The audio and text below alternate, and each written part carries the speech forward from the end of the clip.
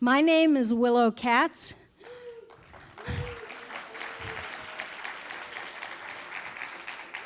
Welcome to the opening of the Real Work Labor Film Festival 17th season. We celebrate working together to improve the conditions of our lives.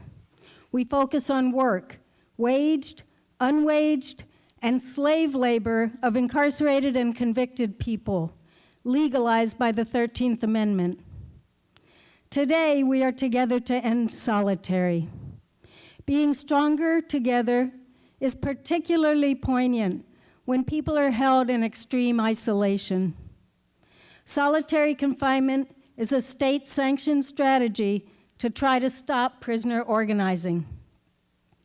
We are profoundly indebted to our co-hosts, the University of California Presidential Chair Craig Haney,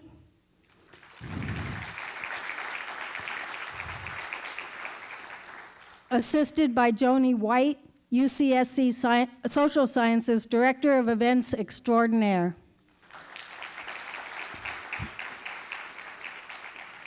California Families Against Solitary Confinement, and End Solitary Santa Cruz County.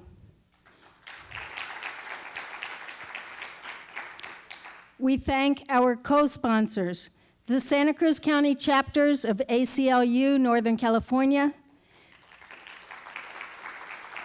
NAACP, Peace and Freedom Party, and Veterans for Peace. Santa Cruz Barrios Unidos, Santa Cruz County Community Coalition to Overcome Racism, Temple Bethel Aptos, UC Santa Cruz Legal Studies Program, and Watsonville Brown Berets.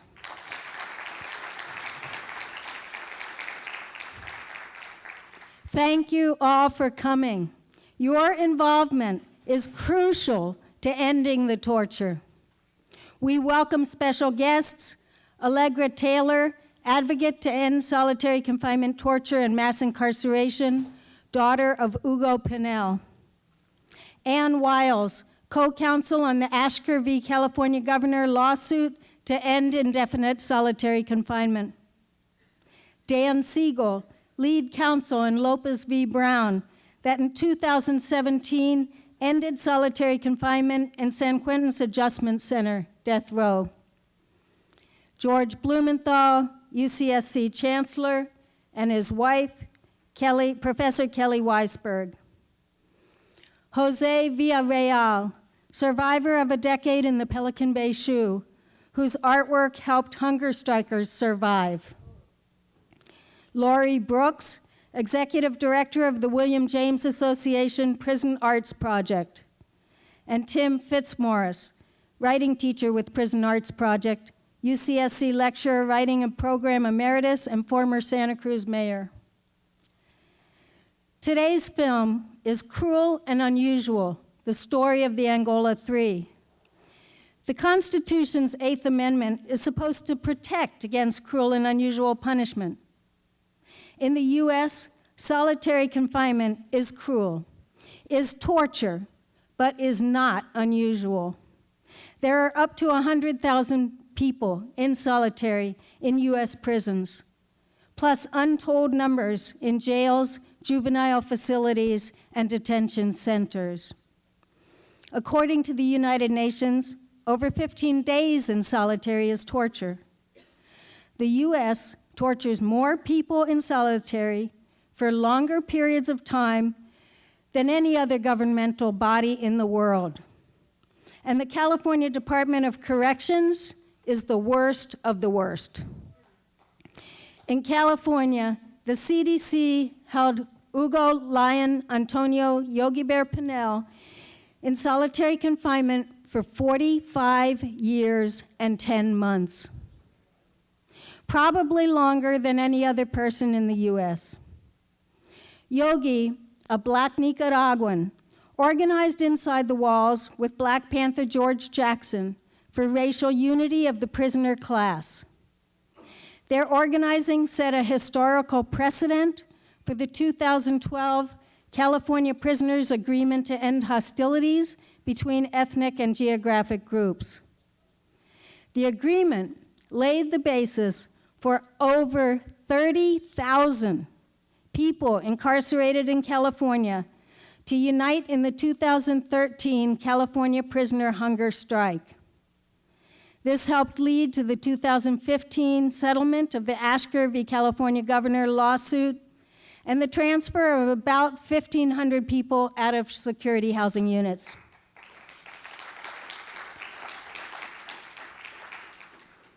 The agreement to end hostilities stated, "We can no longer allow CDCR to use us against each other for their benefit, because the reality is that collectively we are an empowered, mighty force that can positively change the entire corrupt system into a system that actually benefits prisoners and thereby the public as a whole." Please pick up a copy of the agreement to end hostilities at the End Solitary table during the reception. Let's watch the film. Cruel and Unusual, the story of the Angola 3, is a groundbreaking documentary on the torture of solitary confinement and the movement to end it. Please take action now to end solitary confinement. During the speakers, we will pass around clipboards, postcards, and donations containers with a note to whom to write checks. If you didn't sign up yet, please sign our email list. We will send you updates and a follow-up survey to get involved in the movement to end solitary confinement. Sign a postcard to California Department of Corrections Secretary Kernan. People released from security housing units, SHUs, to general population are still being kept in conditions similar to the SHU. They need meaningful changes in general population conditions. We're going to pass around the postcards now. Sign the 2 petitions. You do not need to be a registered voter. Petition to end noisy security welfare checks causing sleep deprivation in California solitary units, and a petition to increase the number of visiting days in California prisons. Donate to end solitary confinement. It is my honor and great pleasure to introduce Dr. Craig Haney, University of California Presidential Chair, 2015 to 2018. We are profoundly grateful to him for very generously co-hosting this event and for speaking. Dr. Haney, Ph.D. in psychology and Juris Doctorate, is a UCSC Distinguished Professor of Psychology, a brilliant and passionate teacher with an academic specialization in psychology and law. He is co-director of the UC Criminal Justice and Health Consortium. Dr. Haney was an expert witness in the Angola 3's civil lawsuit against Louisiana. While I was watching the film, there was a document, and I put it on pause to read what it was, and it was the expert testimony of Dr. Haney.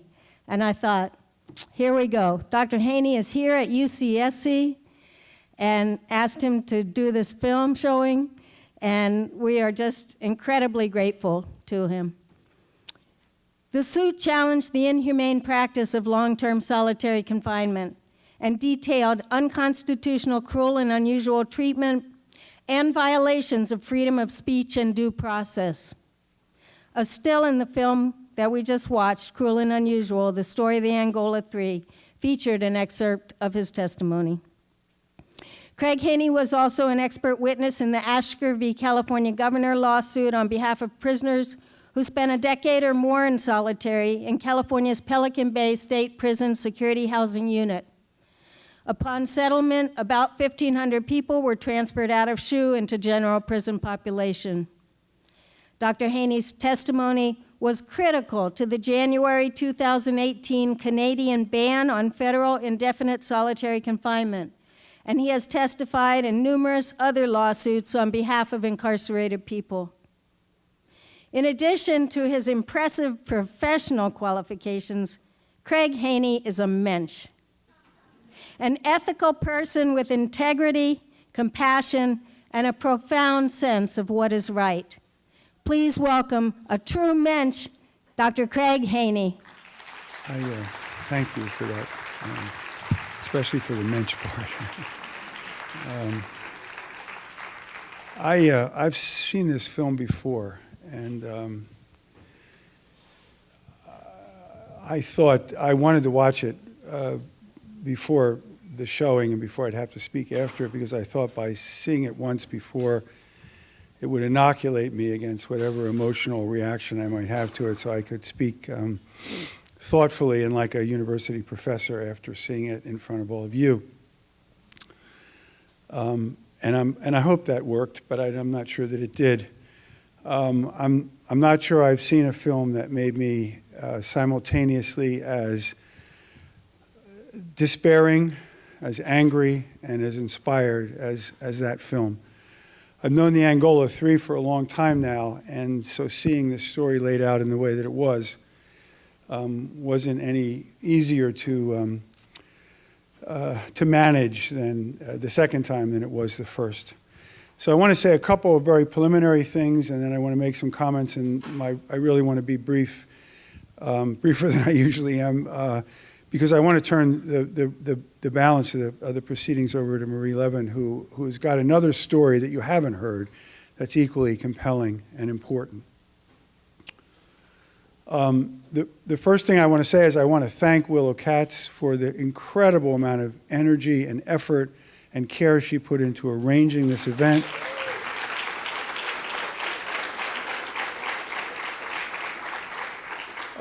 Joni White, whose name you've heard already, if you don't know her, let me just tell you, she's just did an extraordinary amount of work. The two of them together coordinated this event.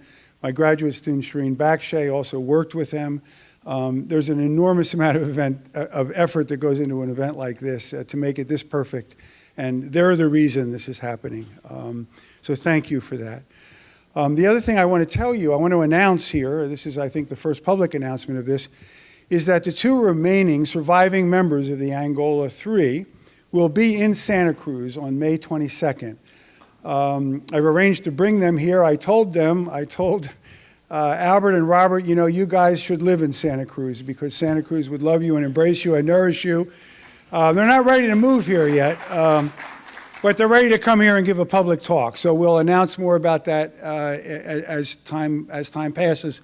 But put it on your calendar on the late afternoon or early evening of May 22nd. Albert Woodfox and Robert King will be here, and we will have a public event on campus. Let me just say a couple of things about solitary confinement. I think that someday in the future, when the history of the last 40 years of the American criminal justice system is written, this era that we've lived through, that all of us have lived through over these decades, will come to be known as the Dark Ages of American corrections. The Dark Ages, not because there weren't times when we did things that were even worse than we did during that period of time, but because, unlike the real Dark Ages, we did them this time knowing better. In the United States, we put more people in prison than any other place in the world. We have 5% of the world's population and 25% of the world's prisoners. The last 40 years was an era that came to be known as the era of mass incarceration. But a dark age is not only because of the numbers of people who were put in prison and the ungodly lengths of time they spent there, but also because of what we did to them while they were there. And for that reason, when the story is told about what happened over the last 40 years in this country to our criminal justice system, solitary confinement will figure prominently in that story. Solitary confinement was re-embraced in the United States during this 40-year period of time, despite serving no penological purpose whatsoever. We knew at the end of the 19th century, a century before, that it did not work, that it harmed people profoundly, and we essentially gave it up. We returned to it in the 70s and 80s and 90s with a vengeance in this country. Maybe in spite of what we knew it would do to people, but also maybe because of what we knew it would do to people. When I first got involved in studying solitary confinement, I was in prisons in the United States, not studying solitary confinement at all. I was trying to understand how people survived, how they changed and even adjusted to conditions of confinement in the 1970s, just around the time I came to this campus. And at that time, the real issue was not solitary confinement. It was the opposite end of the spectrum. It was overcrowding. Prisons in the United States were becoming hopelessly, dangerously overcrowded. You heard an allusion to it in the commentary about what was going on in Angola in the 1970s. It was a overcrowded, understaffed, and very, very dangerous place. And I was studying overcrowding in prisons because that was the widespread prison problem. But I began to notice as I went in and out of prisons all over the country that something new was happening in U.S. prisons that I had not seen before. And it was that an increasing number of people were being taken out of these overcrowded conditions and they were being put in solitary confinement. Something that I knew from my reading of prison history that people had decided at the end of the 19th century was cruel and inhumane. There were commentaries on it. There were reports about it. We stopped doing it. We stopped doing it certainly on a long-term basis. And then we began to do it again in the 70s and the 80s. And so when I was asked to study what happened to people in solitary confinement, to be perfectly honest with you, I wasn't sure whether or not people who were being taken out of these horribly, dangerously overcrowded conditions would come into solitary confinement and find it to be a respite. Find it to be a kind of escape from the overcrowded conditions to which they have been subjected. Well, I was disabused of that notion very, very quickly. And let me tell you a story about when I realized how deep the changes, how profound the transformation that could take place in people could possibly be.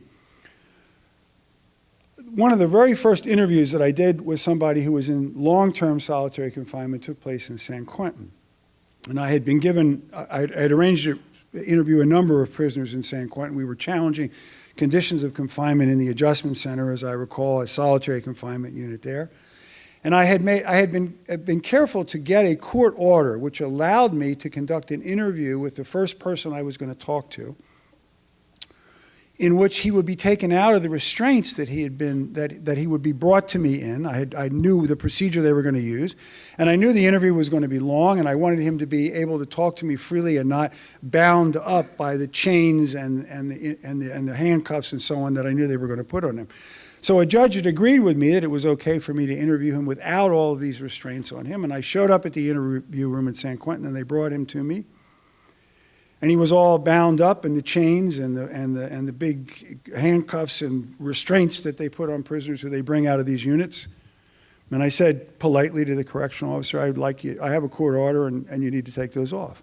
And he said, I don't know anything about a court order.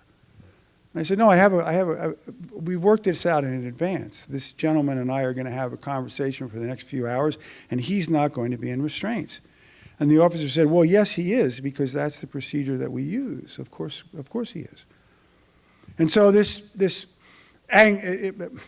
wasn't really an argument. I tried to be polite, because you never really want to argue in prison. Ensued 5 minutes or so, back and forth. And finally the correctional officer said, well, I don't have the authority to take those chains off. So if you want me to take those chains off, I'm going to have to find the warden, but he's not here today, so you'll have to come back later. And then I realized I had been checkmated.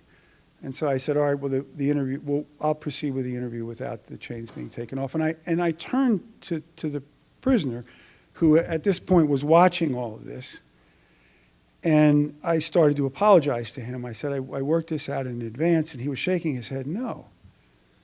And he seemed to be very agitated and upset. And I thought I of course assumed he was agitated and upset because I hadn't managed to get him out of the restraints. And I said, I'm really sorry, if I interview you again, I'll make sure this is all worked out. And he kept shaking his head no. And finally I stopped and I said, are you okay? What's wrong? Do you not want to go on with the interview? And he said, no. I was afraid you were going to win that argument. And I was perplexed. And I said, I said, again, I didn't quite get it, and I said, I'm sorry, next time I, he said, no. I didn't know anything about it being taken out of these restraints.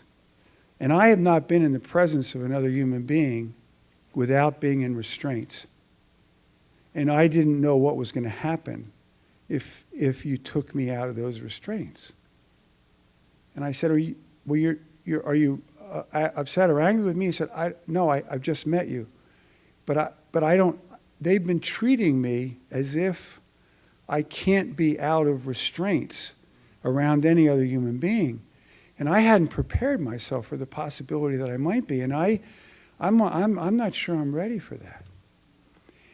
And then I realized that the way I had come to think about the possible harms of solitary confinement, something that I have documented over and over and over again, more than 1,000 times in prisons around the country, measuring the signs and the symptoms of suffering. And they are important, and they are profound, and they are deep, and I don't want to minimize them. But solitary confinement has the capacity to do something even deeper.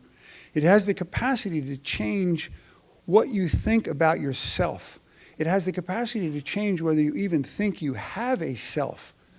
I've had prisoners tell me in solitary confinement that they sometimes are not sure they still exist, and sometimes provoke a confrontation with a correctional officer just to make sure they can have an impact on the world. The impact on the world they're having is that they're getting beaten up by the correctional officer who's putting them in restraints and taking them out of their cell, but at least they exist.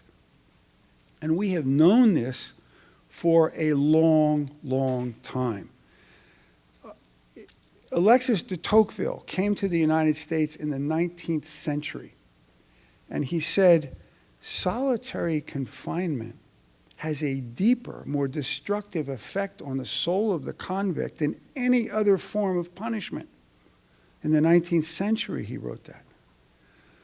Senator John McCain, you heard mention in the film to Senator John McCain. McCain said, of all of the things that happened to me in the course of being a prisoner of war, solitary confinement was the most awful. It crushes your spirit and weakens your resistance more than anything else. It severs our capacity to connect to other people. And we are who we are what we are because of our connections to other people. And solitary confinement is an attempt to psychically disfigure people, render them incapable of connecting to other people. And once they lose that capacity, then they lose a sense of who they are. But this film is not just about that. This film, and this is the inspirational part, and this is the part on which I want to end. I want to tell you a story about the Angola 3.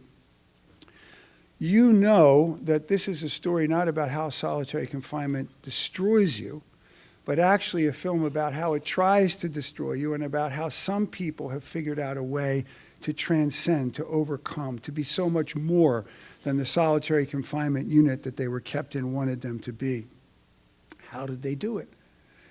Well, you heard some of how they did it, and let me just crystallize two aspects of it for you. They connected to each other. They were the Angola 3, not the Angola 1. And Herman and Robert and Albert depended on and cared for and connected to and loved each other.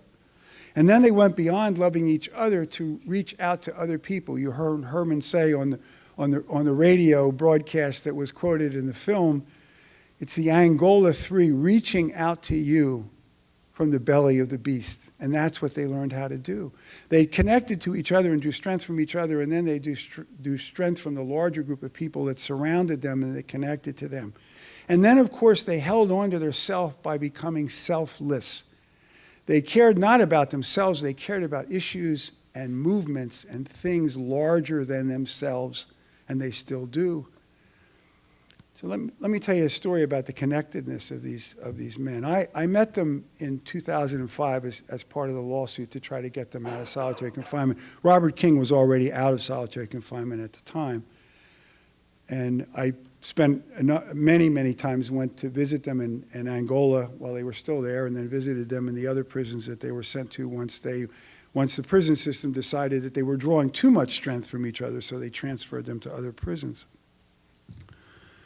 And just totally and completely by coincidence, we happened to have a visit scheduled And I went with a colleague of mine, a woman named Bree Williams, who will be here when the Angola 2 now come and visit on May 22nd. Bree is a professor of medicine at the University of California, San Francisco. She's a gerontologist, and so she was working on the case with me because the Angola 3 were getting older and they had medical problems, and she was the expert on their medical problems. And we had arranged this well in advance, and I got an email from their lawyer, George Kendall, saying it's important that you guys not change your trip. We've got some issues that have come up with Herman, and we want to make sure you're here tomorrow. And I said, yeah, George, we're coming, no problem, we'll be there. And unbeknownst to us, Herman had been in the hospital, and he had just been returned from the hospital to the prison where they were keeping him.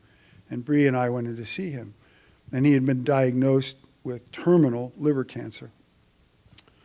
You heard some of that about some of that in the film. And Bree went in to examine him, and she asked me to come in with her. And in the course of the examination, she showed me this enormous growth on his abdomen that had been overlooked by the prison doctors in the prison system, maybe because they lacked a sophisticated medical scan, or maybe because they just weren't looking hard enough. But it was impossible to miss.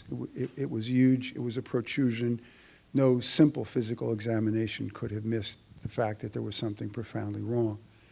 And when he came back from the hospital, he had already had a diagnosis that it was terminal and that he didn't have a very long period of time to live.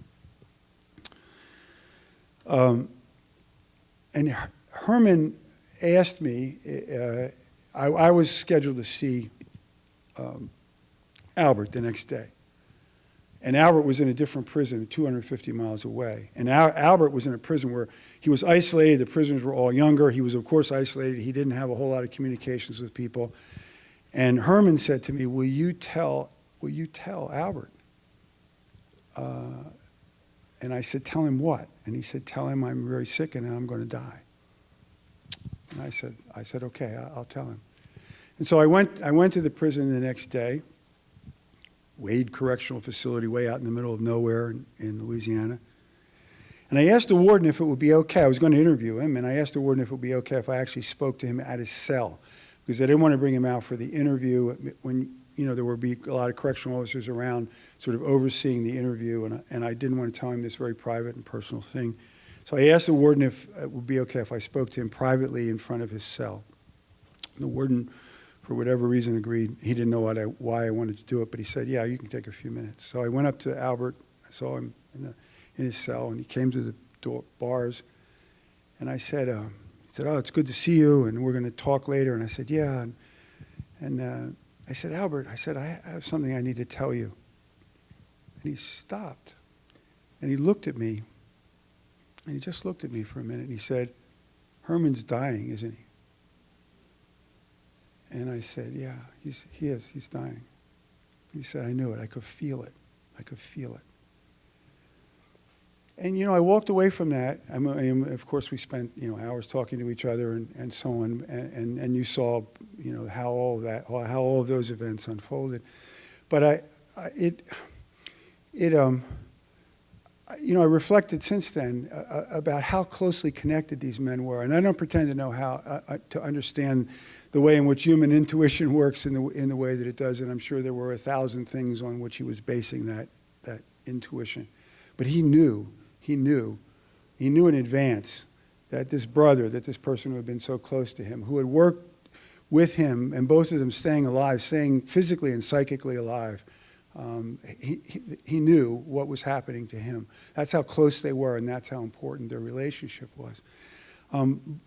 But I think equally important was something I said a moment ago, which is they worked for more than themselves. And the two of them, who are now out and about and around, spend all of their waking hours going around the world, really, talking about the importance of ending solitary confinement. And those, I think, are the lessons, the inspirational lessons we take away from this extraordinary film. Not to say any of you will probably ever have to figure out how to survive solitary confinement, but this is the way not only you survive solitary confinement, but the way legal and social change is made.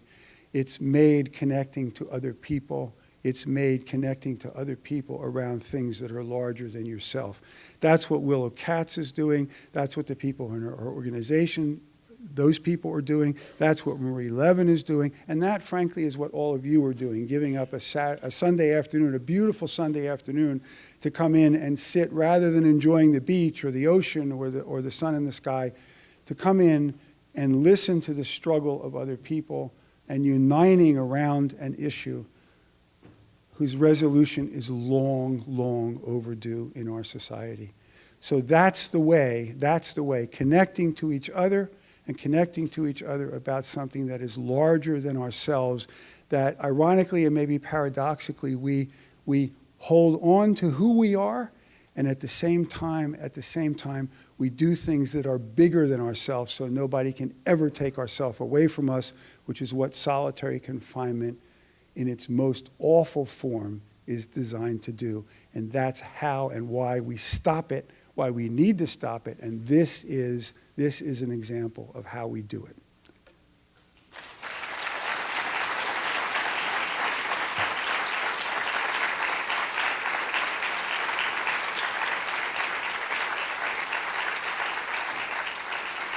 Thank you, Craig Haney, for your role in achieving justice for the Angola 3 and your absolute determination to end solitary confinement, and we will. Our next speaker, Marie Levin, is a minister and organizer with California Families Against Solitary Confinement, Essie Justice Group, the National Lawyers Guild, San Francisco Prisoner Advocacy Network, and Prisoner Hunger Strike Solidarity Coalition. Marie owns MOMM's Pastries, a small business in Oakland, California that employs formerly incarcerated people and offers training and life skills classes. We will enjoy organic MOMM's Pastries at our reception. Thank you, Marie. Marie Levin's family story is very similar to that of the Angola 3. Louisiana officials refused to release Albert Woodfox from solitary because, quote, there's been no rehabilitation from practicing Black Pantherism, end quote. California Department of Corrections labeled Marie's brother, Sitawa Nantambu Jamaa, as a gang member of the Black guerrilla family and put him in solitary for 31 years for reading a book by BGF's co-founder, Black Panther George Jackson. A high CDC official told Marie in private that they knew that the Black guerrilla family is a political organization, not a gang. Sitawa Nantambu Jamaa helped draft the agreement to end hostilities, was a leader of the nonviolent California prisoner hunger strikes, and is one of 4 plaintiffs who are principal negotiators for the Ashker v. Brown lawsuit, challenging conditions in California's solitary units and general prison population. Please welcome my dear, dear friend, Marie Levin.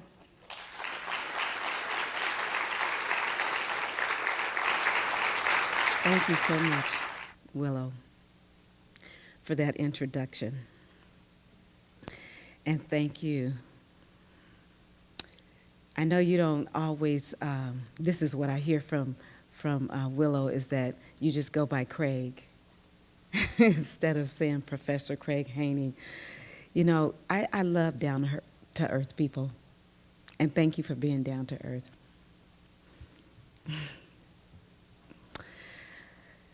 I want to thank everybody that's here today to come and learn about solitary confinement and watching this incredible film. There were so many parallels in the film in regards to my brother. As Willow said, he was in solitary confinement for 31 years.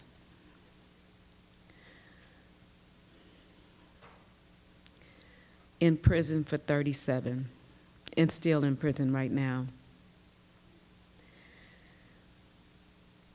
When I first got the opportunity to watch the film, because I wanted to see it also, I watched it so many times. But the very first time that I watched it, I was brought to tears in many sections of the film because I related to it. The first thing I related to was the sister who was saying, "That's not my brother. You don't know my brother. He's never killed anyone." And the same thing for me. My brother hasn't killed anyone. He went to prison for a crime that he did not commit. And my husband and I read the transcripts. The person that committed the crime admitted to it on the witness stand, and he got out after 5 years. But because of my brother's political beliefs, as with the Black Panthers, and Willow said it, being labeled a gang member, he had a George Jackson book.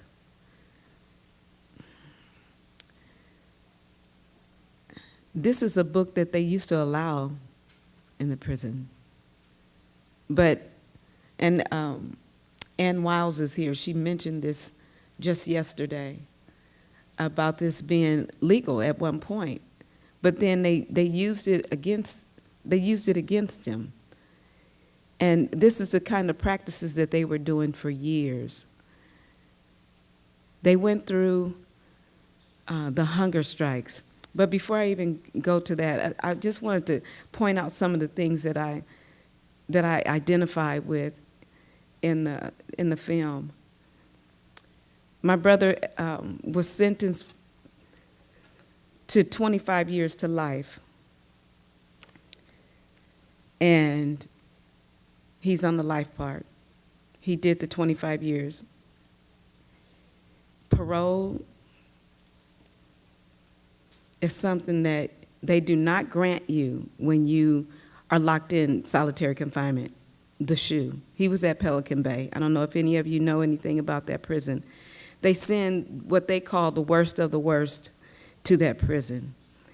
And they happened to house them all. That was another thing that was in the film. They housed them all in one place.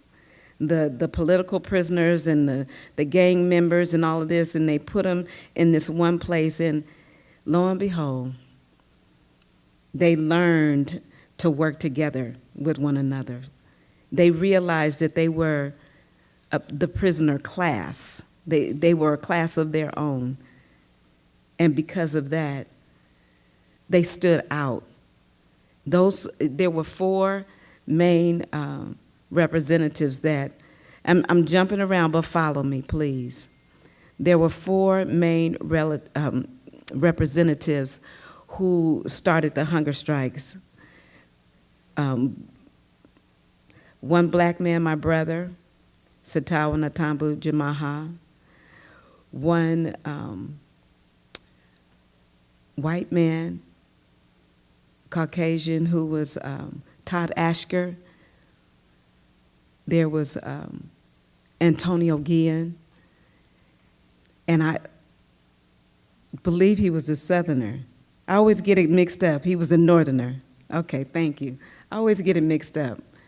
Because I met him in the waiting room, in the visiting room, and it's like, you know, when you go, you heard so much about a person and what they've done and the fight that they do. They're like a celebrity, just like Craig is a celebrity, you know. And when I met this guy in the visiting room, he was a celebrity, you know. And there was also Castellanos, and so these guys got together and formed that agreement to end hostilities. They stood by it and are still standing by it. During the film, that was something that I thought about with the Black Panthers, how they formed that bond, and it was the unity that drove them, that the unity that kept them together and allowed them to do all the lawsuits that they did, you know, and win. And the Ashker case, when they won, it was a long battle, it was a long fight, but it was something that was well worth it.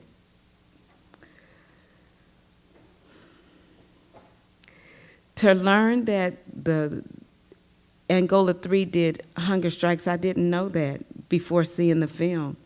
And that was something that was really good, because when I talked to my brother about this, I told him that I was going to come here today, and I told him about the Angola 3, that they did a movie on them.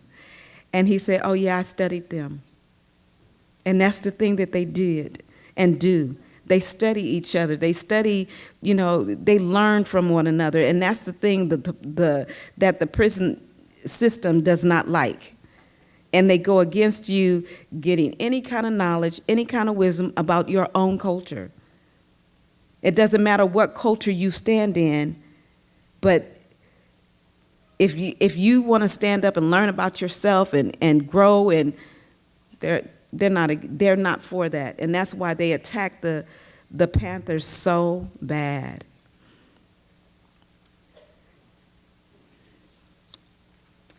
I was happy to see that they demolished that prison. And that was a good thing. When they threw rats out the window, I was like, whoa. You know, I've never heard my brother say that he saw a rat up at Pelican Bay, but they still need to tear it down. They still need to demolish it. But I so witnessed the collective spirit of the guys and the unity. The Brent Miller guard, I feel sorry for his wife and what she had to go through. But you know, they pin stuff on the guys like that all the time. All the time, that kind of thing happens. To give you an example, recently, and this is just something that they do, put you in solitary confinement, get you out of solitary confinement, just like they did on the film, and put you back in solitary confinement. My brother was, they came and searched his cell, and he said, what are you here for? This is IGI, institutional gang investigation. Those initials they always go outside of my head. Sorry, you guys. But the IGI gang, institutional gang investigators, they came to his cell, and he said, why are you here? And they said, oh, we're just doing a routine check. He said, you guys don't do routine checks. What's this all about? They took him to the side and, you know, questioned him, and he agreed whatever they found in his system, he would accept that.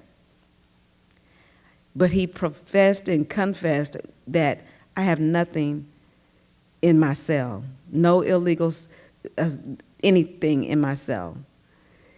They took him, put him in solitary confinement, gave him back his property the next day, all jumbled up, you know, and then the next week they came back and said they found some other drugs in his cell. Just like IGI does. They plant things on you, and what can you do about it? Absolutely nothing. They did the same thing in this film. They got witnesses to verify that these people killed this officer. They got witnesses to lie, just like the snitching. Same thing. Same thing. And what is a snitch? In the solitary confinement, they say you either snitch or die. That's the only way you're going to be released from solitary confinement at Pelican Bay. But thanks be to all the lawyers and the experts, I so wish they had gone to trial. Oh my God, I wanted them to go to trial so bad, because we would have won just with flying colors, not by them, secretly saying, okay, we'll admit to that, you guys can have some of these things. No, they would have been blown out of, exposed, which is something that I have looked forward to, them being exposed, something that I pray about all the time, that they be exposed, that they be replaced as Caldwell was replaced. Oh my goodness, I just want to clap for that. Because that guy needed to be released from his duties. And I was so glad that he was released from his duties. 29 years under investigation. 29 years. As Malik said, 29 years? 29 years under investigation. No investigation takes that long if you're doing your job. And it was proven that they weren't doing their job. Oh, their threat to general population is the reason why you won't release them out of solitary confinement?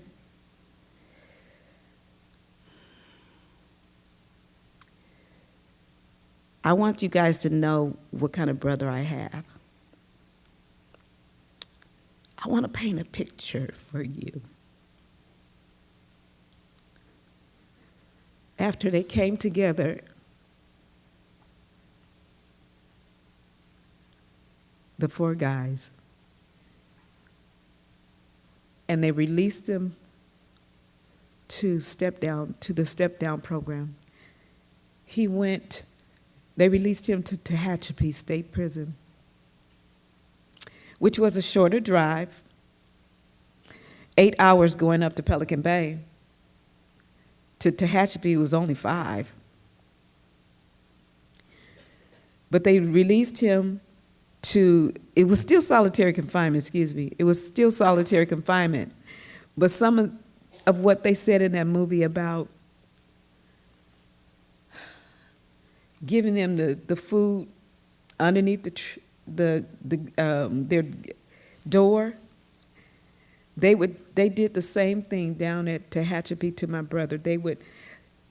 Up at Pelican Bay, they were civilized, but at Tehachapi, they put the cleaning materials, threw the dirty towel underneath the door, or gave them the dirty towel and then told them to put it outside the door, bring it out, and they would spray the solution on the ground, on the floor with the towel, spray the solution on it, and then they'd have to drag it from underneath the door and clean their cells. It wasn't food, but how are you going to clean something that's already dirty? I mean, it reminded me of the same thing. So my brother,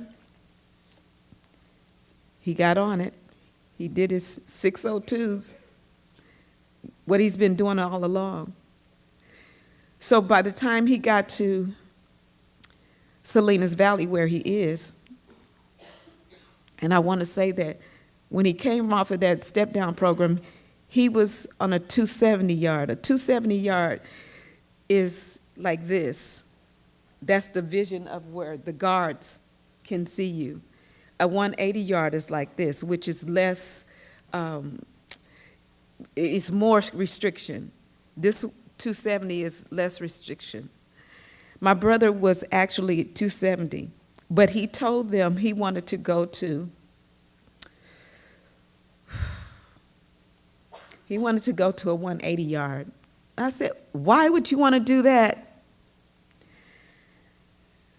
And it was the same thing that he told me when he was up at Pelican Bay, when he went on the hunger strikes. The very first one, he said, I'm going to go on this hunger strike, and if I die, I die. But I'm going to do it for those that are coming behind me, for those, the next generation don't have to go through what I've gone through.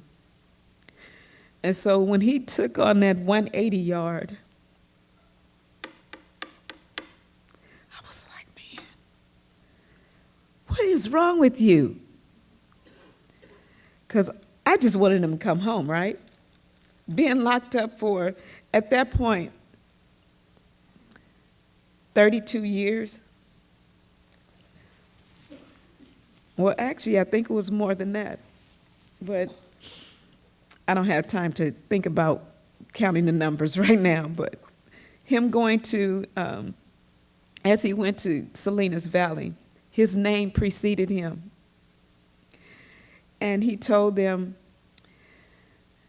when he got there, he told the captain, this prison is going to change, whether you like it or not. You can either go along with the change or you don't have to, but it is going to change. They thought he was arrogant. They thought he was cocky. They called him all kind of different names. But guess what? The prison has changed.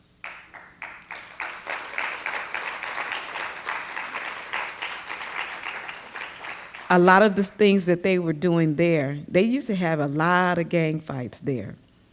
A lot of that has diminished, especially the agreement to end hostilities. And he's gone, this is one of the things that he also has accomplished, being now in general population. Being in solitary confinement, you have no way of getting past parole, the parole board. They will not allow you to go home. If you're in the SHU, it's over. Forget it. You're staying in. And he had an indeterminate SHU sentence because he was labeled a gang member. But when while he has been at Salinas Valley, they bring in kids from the outside. And these kids, he said, the same captain that said all these negative things about him, who is now his friend and respects him. And at times, when he's talking to me, he calls him Sitawa. His birth name is Ronnie Dewberry, but he calls him Sitawa. And he says that he was in this room with these kids who need to be reformed, to get help so that they won't come in and get caught up in the system. And he was sitting down with all of them surrounded around him. And the captain said that he was like a grandpa to them. And they were asking him questions and wanting to, what not to do and all these things. And they even got a tour of the yard and, of the whole prison, which was good, but he had that one-on-one alone time with these kids. And that was something that they didn't do. In fact, that was a program that they started since he got there. And so there's a couple of programs that he has helped to implement being there. What else can I tell you about my brother? Is that he cares about his friends.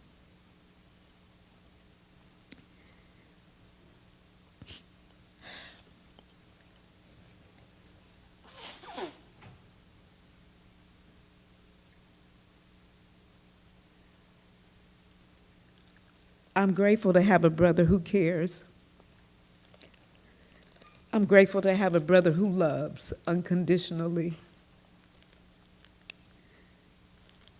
he has friends, the reason why he didn't want to get put on a 270 yard, because since he's been at this 180 yard, he could have gone to a 270 yard, but he wanted to make sure that his friends leave first, that they go to a good prison, so that at that point he'd be willing to leave. Again, here I go. What's wrong with you? Don't you want to come home? Yeah, but sis, you don't understand. I can't leave them behind. So I got to get out of Marie and get back into that place where he is, of caring about other people and not just my brother. And it's been that way all along, but you know, you have those moments when you just want to have your loved one home. I don't know if any of you have experienced that before.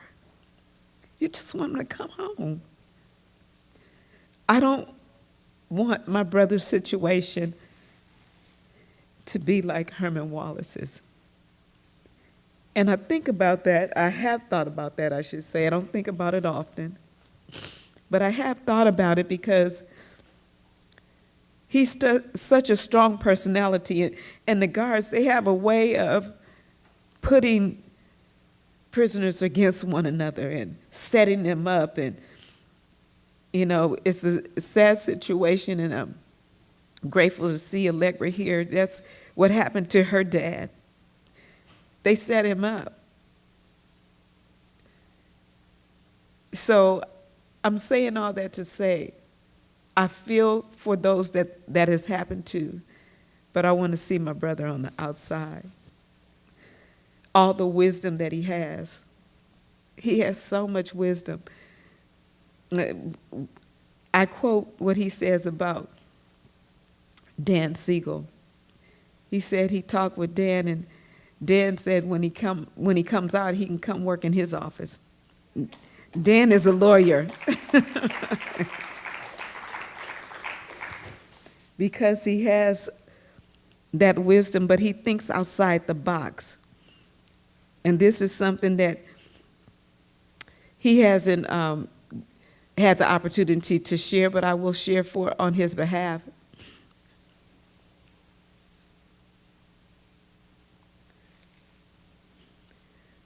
Jules Lobel, the lead attorney on the case, my brother kept saying, we can get more out of CDC. And it's a little R. I don't always say the little R, you know, rehabilitation. But my brother kept saying, no, we can go for more. We can get some more. We can, and I think everybody was so tired because CDC just drew it out and just, so when it was all said and done and they had all of the things that they did get, Jules came to my brother and told him, you know, Sitawa, you were right. We should have pushed for more. I should have listened to you. I should have thought outside the box like you did, because you always think outside the box. I just want to apologize to you. Please forgive me. And my brother said, there ain't no need to apologize. It's all right. We got what we got. It's all right. But I'm saying all that to say is that sometimes we think because people are locked up, that whatever they did when they were young, they can't change. We think that they don't have any wisdom. And you know what the truth of the matter is? I think that's a part of the reason why they're locked up. Because they have so much wisdom. Because if they were out here, they would make so many changes. They would make so many changes, and people cannot handle that. It's unfortunate that we have Buddy Caldwells all over the place. They're everywhere.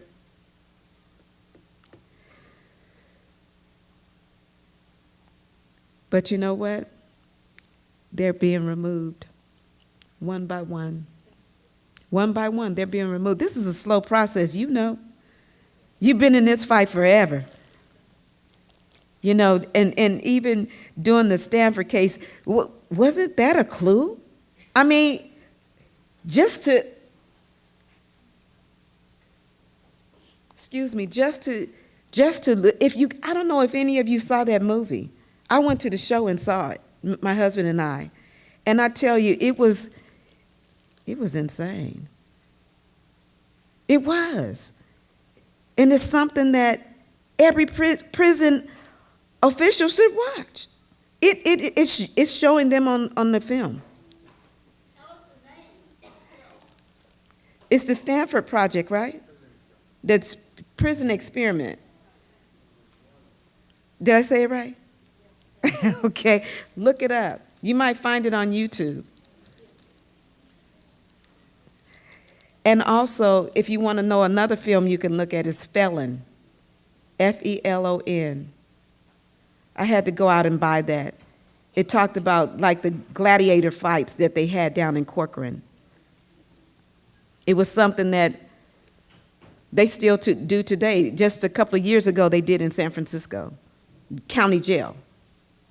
Gladiator fights, having the prisoners fighting against one another.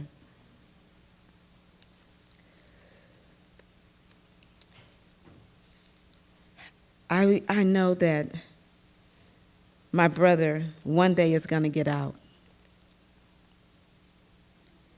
I believe that. He's going to be able to see and visit all the places he wants to visit and see all the things he wants to see and go and talk about the reform that needs to happen in the prisons. But until he does, and you know what, I need some help. I throw both of my hands up because I'm just one person. My mother and my sister used to go and visit my brother up at Pelican Bay. And I did too, but it was a 15-year period of time where I did not go to visit him. And it was because it was so painful for me to visit my brother. It was painful. For a period of time, he was very angry. He was very angry because of how they put him in solitary confinement.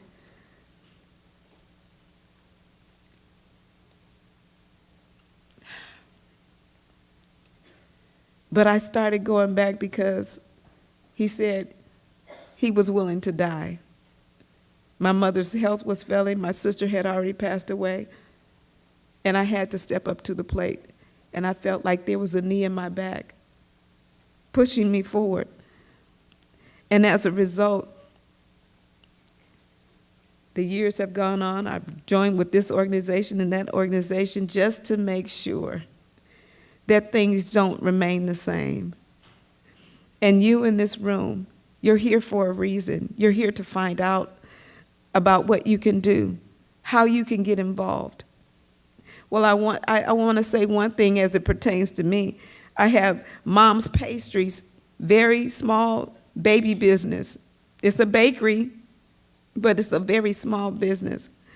I want to hire formerly incarcerated people. I don't want them to have an excuse when they go to fill out an application. And the application says, check the box. Have you ever been a felon? Have you ever committed a crime? Gone to prison?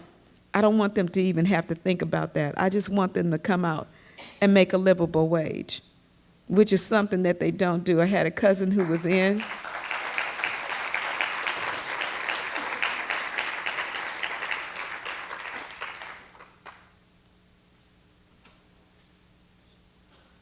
I had a cousin who was in prison for 15 years. When he came out, when he was in prison, he was making $8 a month.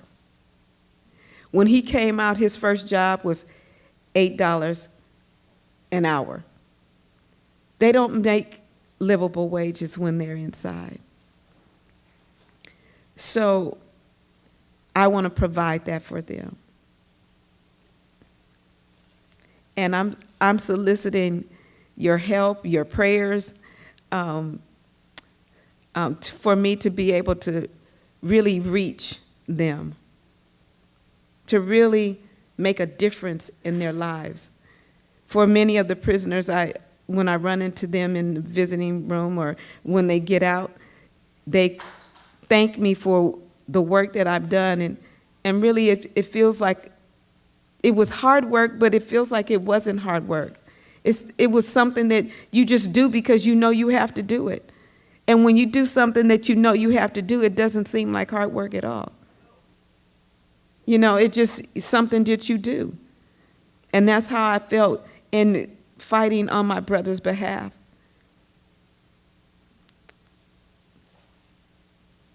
So I said I wanted some help. I don't only want help for Mom's Pastries, but I want help with getting my brother out. I say that I'm only one person. I have a lot of friends, and Willow's one, Ann's another, and so many others that are my friend Shamvi, who came to join us today. And I could go on, Lucas, but I'm not going to do all of that. But what I do want to say is that it takes a team of people, just like it did on that film, to get those guys out. It took a team of them. And I've been saying it for a long time. I guess I haven't made an outcry. But I know Nube is willing to help. Many in here are willing to help. I think, you know, when I try to talk through notes, it doesn't work. You know how you lose your place?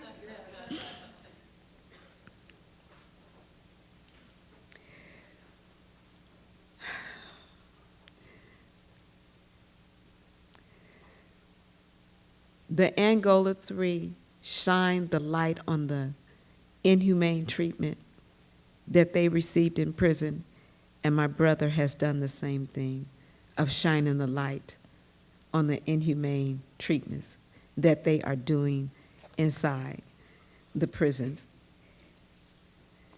They became stronger. My brother is stronger. After he got over that period of being angry, he came out with both his boxing gloves on,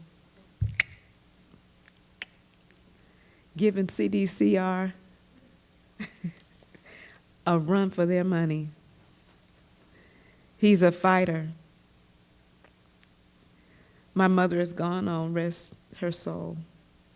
My sister has gone on, rest her soul.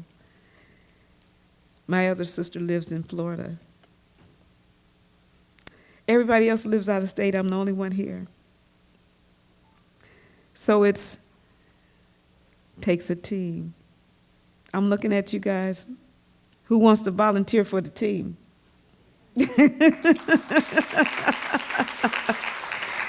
Thank you. I got a hand right there. Thank you so much. I really appreciate you listening. I really appreciate this opportunity to just share a little bit about my amazing brother who thinks outside the box, who loves unconditionally, and who is willing to be selfless like they were, pushing past his own feelings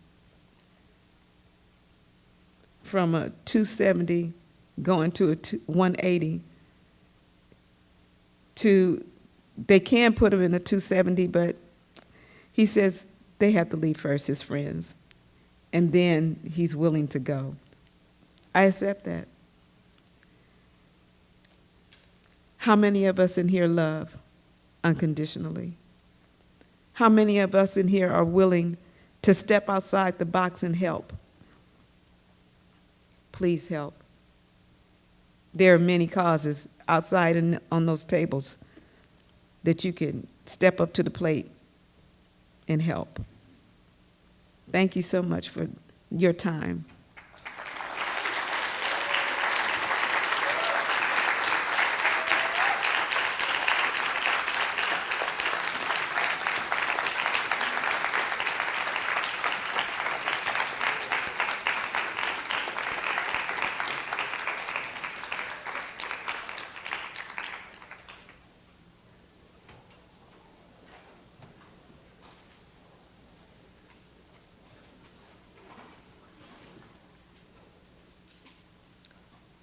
Thank you, Marie Levin, for your fire and passion to end solitary confinement, to end the torture. And thanks to all of you for coming together to end solitary. Join us at the End Solitary table, sign our email list, postcards, and petitions, and pick up the emergency action alert. Release drafters of the agreement to end hostilities from solitary confinement. Please take emergency action to help Marie's brother Sitawa and the other drafters of the agreement to end hostilities and lead hunger strike negotiators. They have been returned to administrative segregation units based on fabricated information. Sitawa has been returned to so-called general prison population, but still can't have visitors. Pick up the flyer for detailed information and actions you can take. Please take a flyer and join us downtown at Pacific and Cooper from 12 to 2 p.m. this Tuesday, April 24th, and the 24th of every month to build the movement to end solitary confinement. Check out Jose Villarreal's book, Aztlan Realism, and Santa Cruz Barrios Unidos t-shirts. Please enjoy the reception until 5:30 p.m. with free refreshments by Riverview Farms Catering and organic MOMM's Pastries. And let's do what Marie Levin has said. We will be with the prisoners in the courts, in the legislature, and out in the community. We will use every venue available to us until the torture is ended. Craig and Marie, will you please join me?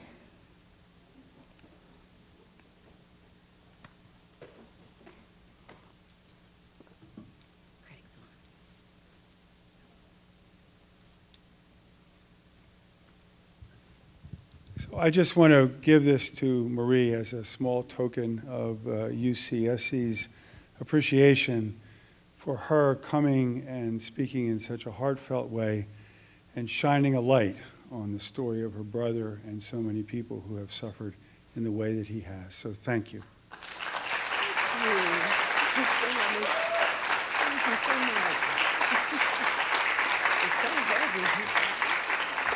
We'll see you at the reception. Thank you for staying.